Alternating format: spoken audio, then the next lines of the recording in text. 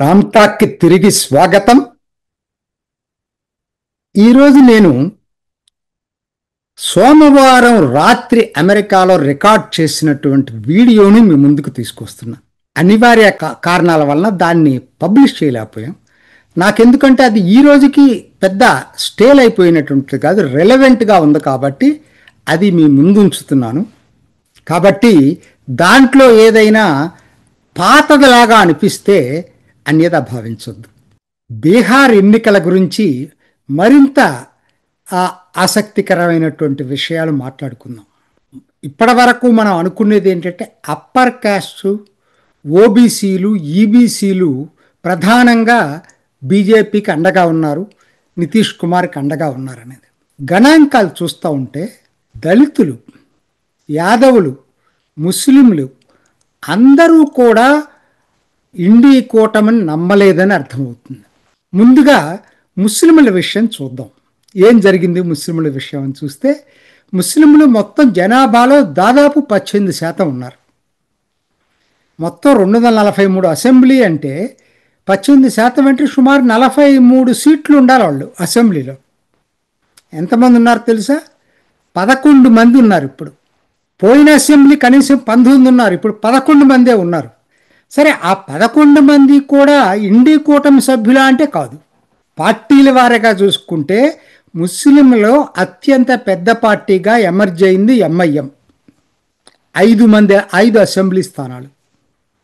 ఆర్జేడీకి ఎన్ని ఉన్నాయో తెలుసా? కేవలం 3. కాంగ్రెస్కి 2.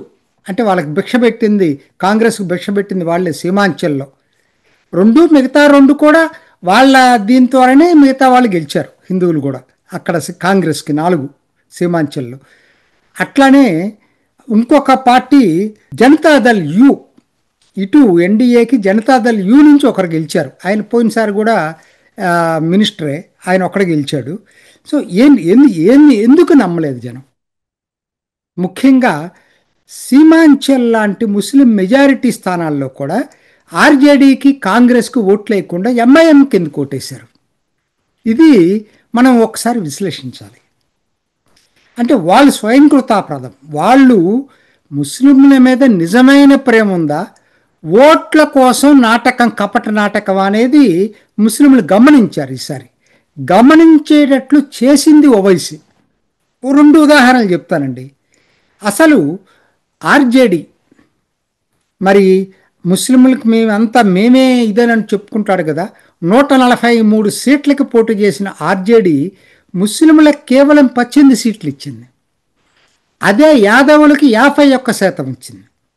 ఎందుకు ఈ 2 కంపేర్ చేస్తున్నానంటే, 18% జనాభా ఉన్న ముస్లింలకేమో 18 సీట్లు ఇచ్చారు, 14% జనాభా ఉన్నటువంటి యాదవులకి 51 సీట్లు ఇచ్చింది. దీన్ని ఓవైసీ ఎక్స్ప్లాయిట్ చేశాడు. మీ మీద నిజమైన ప్రేమ కాదు అనేది.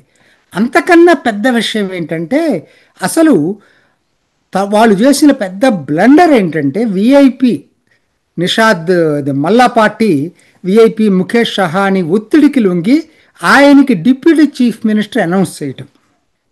అది ముస్లింల్లో చాలా వ్యతిరేకతను తీసుకొచ్చింది. ఎందుకనంటే 18% ఉన్న ముస్లింలకేమో డిప్యూటీ సీఎం అని అనౌన్స్ చేయలేదు, 2.5% ఉన్న మల్లాలకేమో డిప్యూటీ సీఎం అనౌన్స్ చేశాడు. దీన్ని ఓవైసీ విపరీతంగా ప్రచారం చేసుకోగలిగాడు ముస్లిం కమ్యూనిటీలో. ఇదంతా బోటకం మీ మీద ఉన్నటువంటి ఇదనేది. సరే, యాదవులకి 51 సీట్లు ఇచ్చాడు. అక్కడ యాదవులకి ఎన్ని గెలిచాడు? యాదవుల్లో నంబర్ 1 పార్టీ ఇవాళ ఆర్జేడీ కాదు. ముస్లింల్లో ఎట్లయితే నంబర్ 1 పార్టీ ఆర్జేడీ కాదు, ఎంఐఎం ఎట్లయిపోయిందో ఇవాళ ముస్లింలకి అత్యంత ప్రాతినిధ్యం వహించే పార్టీగా, ఈవెన్ యాదవుల్లో ఇవాళ లార్జెస్ట్ పార్టీ యాదవులు గెలిచింది జనతాదళ్ యూలో 15 మంది, ఆర్జేడీలో కేవలం 12 మంది. సో చివరికి 2 విధాలా భ్రష్టు పట్టింది. ఇక దళితులంటే చెప్పాల్సిన పర్లేదు. చిరాగ్ పాస్వాన్, జతిన్ రామ్ మాంజీ కలవటం వలన అసలు 40 దళితుల సీట్లుంటే, రిజర్వ్డ్ సీట్లుంటే 36 గెలిచారండి ఎన్డీఏ. అంటే దళితులు టోటల్గా ఇటువైపు వచ్చారు. సో ఏంటి ఈయన చెప్పే రాహుల్ గాంధీ చెప్పేటువంటి ఆ ఈక్వేషన్ ఎక్కడ ఏమైంది ఇక్కడ అంటే, అన్ని సెక్షన్స్ కూడా ఇవాళ ఎన్డీఏకి సపోర్ట్ చేసినాయి. ఎంవై ఫ్యాక్టర్ చూసి వ్యతిరేకంగా మిగతా సెక్షన్స్ అన్ని ఎన్డీఏతో ర్యాలీ అయితే ఈ ఎంవైలు కూడా ఇండియా కూటమి మాకేం చేయలేదు, ఇది దొంగ నాటకాలు తప్పితే ఇంకేం లేదు అనేది వాళ్ళల్లో కూడా తీవ్ర అసంతృప్తి వచ్చింది.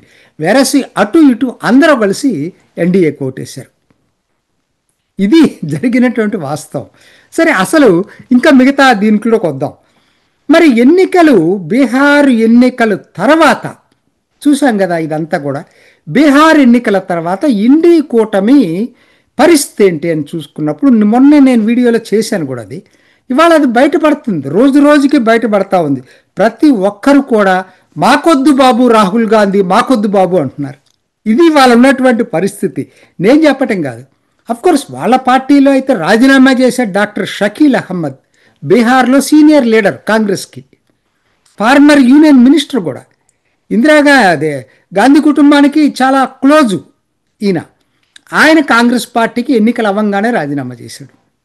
సరే, శశిథరూర్ సంగతి తెలిసిందే, ఎప్పుడు ఆయన ఉన్నందులో మాట్లాడుతూనే ఉన్నాడు. సరే, వీళ్ళు కాకుండా అసలు ఇండి కూటమి వాళ్ళు ఏం మాట్లాడుతున్నారో చూస్తే ఇప్పుడు టీవీల్లోనే ఓపెన్గానే మాట్లాడుతున్నారు. వాళ్ళు ఏంటంటే రాహుల్ గాంధీ కాదు, మమతా బెనర్జీ ఇండి కూటమి నడపాలి, ఇది టీఎంసీ వాళ్ళది కాదు, అఖిలేష్ నడపాలి, ఇది సమాజ్వాదీ పార్టీ వాళ్ళది. ఎవరి ఇష్టం వచ్చినట్టు వాళ్ళు మాట్లాడుతున్నారు. అసలు కొంతమంది అయితే ఇదంతా మాకెందుకు, అసలు ఇండి కూటమి నుంచి బయటకు వస్తామని చెప్పి బీజేపీకి సిగ్నల్స్ పంపించారు. జార్ఖండ్ ముక్తి మోర్చా జార్ఖండ్లో అంటే బీజేపీ కనుక గ్రీన్ సిగ్నల్ ఇస్తే వాళ్ళు ఇండి కూటమిని వదిలిపెట్టి బయటకు రావడానికి కూడా వాళ్ళు సిద్ధమయ్యారు. ఎక్కడ ఒక్క చోట కాదు, అస్సాంలో ఇటీవలే ఫ్రంట్ కట్టింది కాంగ్రెస్ అపోజిషన్ పార్టీస్ తోటి. అక్కడ ఏఐయుడిఎఫ్ ఉన్నాడు కదా ఆయన అజ్మల్, ఆయన ఒక ప్రకటన ఇచ్చాడు. అసలు ఈసారి కాంగ్రెస్ కన్నా మాకు ఎక్కువ సీట్లు వస్తాయని చెప్పాడు. వాళ్ళని చేర్చుకోవాలి వాళ్ళు పార్టీ వాళ్ళ కూటమిలో, మాకు ఎక్కువ వస్తాయని చెప్పి. అందుకే బీహార్ ఎన్నికలు చూసిన తర్వాత వీళ్ళందరూ రిచ్చిపోతున్నారు ఒక్కొక్కరు కాంగ్రెస్ మీద. సరే, అక్కడి నుంచి వచ్చే తమిళనాడుకి వద్దాం. తమిళనాడు చాలా ఇంట్రెస్టింగ్గా ఉంది. మొన్న ఒక వీడియో చేశాను నేను. విజయ్ తోటి పరోక్షంగా సంబంధాలు మెయింటైన్ చేస్తుంది కాంగ్రెస్ పార్టీ. వాళ్ళ ప్రవీణ్ చక్రవర్తి వచ్చి విజయ్ని కలిశాడని చెప్పాను కదా. బీహార్ ఎన్నికల తర్వాత భయం పట్టుకుంది కాంగ్రెస్కి. ఇప్పుడు వాళ్ళ పిసిసి అధ్యక్షుడు స్వయంగా ఒక ప్రకటన చేశాడు నిన్న. ఏంటంటే, మేము డిఎంకేను వదిలిపెట్టాం, డిఎంకేతోనే ఉంటాం అంటే. నిన్నటి దాకేమో అతనే ఇచ్చాడు స్టేట్మెంట్. అది కూడా నేను మొన్న వీడియోలో చెప్పాను. ఏంటంటే, ఇదంతా ఇంకా ఏం డిసైడ్ కాలేదని చెప్పినటువంటి వ్యక్తి బీహార్ ఎన్నికల తర్వాత భయపడిపోయి పై వాళ్ళ ఆదేశాలతోనే అయ్యి ఉంటుంది, మేము డిఎంకే కూటమిని వదిలిపెట్టాం. చూడండి, ఒక్కొక్కటి ఎలా వస్తున్నాయో చూడండి. అసలు మహారాష్ట్రలోనే అయితేనే ఉద్ధవ్ ఠాకరే కాంగ్రెస్ లేకుండా ఎంఎన్ఎస్ కాంగ్రెస్ రాజ్ ఠాకరే ఉద్ధవ్ ఠాకరే కలిసి బిఎంసి ఎన్నికల్లోకి వెళ్తున్నారు. యూపీలో అయితే కాంగ్రెస్ ఈ ఫ్రస్ట్రేషన్లో ఏం చేస్తుందో తెలియట్లేదు. అతను సీనియర్ లీడర్ ఎవరో హుస్సేన్ దాల్వాయ్, ఆయన పీడీపీ మెహబూబా ముఫ్తీ ఇచ్చిన ప్రకటనకి మద్దతు ఇచ్చాడు. చాలా సంచలనం అవుతుంది ఇది. ఎందుకంటే దేశానికి వ్యతిరేకంగా ఢిల్లీలో అంత పేలుళ్ళు జరిగితే దీనికి ఎకో సిస్టమ్ కారణం అన్న పద్ధతుల్లో మెహబూబా ముఫ్తీ ఇచ్చిన ప్రకటనకి ఈయన మద్దతు ఇచ్చాడు కాంగ్రెస్ నాయకుడు. మొత్తం మీద ఏమవుతుందంటే, బీహార్ ఎన్నికల తర్వాత కాంగ్రెస్ లోపల కాంగ్రెస్ బయట కూడా రాహుల్ గాంధీ ఒంటరైన మాట మాత్రం నిజం. ఇది ఈనాటి రామ్ టాక్. ఇంకొక ఎపిసోడ్లో మళ్ళీ కలుసుకుందాం. నమస్తే. చూసారు కదండి, మరి ఈ వీడియో కనుక మీకు నచ్చినట్లయితే ఒక లైక్ కొట్టేసి మీ అభిప్రాయాన్ని కూడా కామెంట్ బాక్స్లో తెలియజేస్తూ ఇలాంటి ఇంట్రెస్టింగ్ అప్డేట్స్ కోసం మా ఛానల్ని సబ్స్క్రైబ్ చేసుకోండి.